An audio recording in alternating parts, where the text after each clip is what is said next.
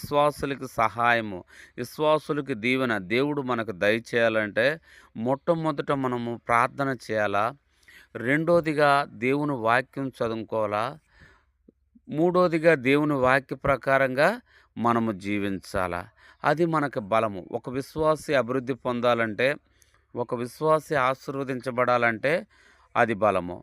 ద్రాక్ష తోట ఎలా ఫలించాలని నీరు పెట్టి, దానికి ఎరువేసి, దానికి అన్ని రకాల సదుపాయాలు చేస్తారో, అది అది నష్టపోకుండా దాని చుట్టూ ఎలా కంచె కడతారో, ఏది దాన్ని తినివేయకుండా ఎలా కంచె కడతారో, అలాగునే దేవుళ్ళో మనం ఫలించాలంటే మొట్టమొదట మనం ప్రార్థన చేసుకోవాలా, రెండోదిగా వాక్యం చదవాలా, మూడోదిగా చదివిన వాక్య ప్రకారంగా మనం జీవించాలా.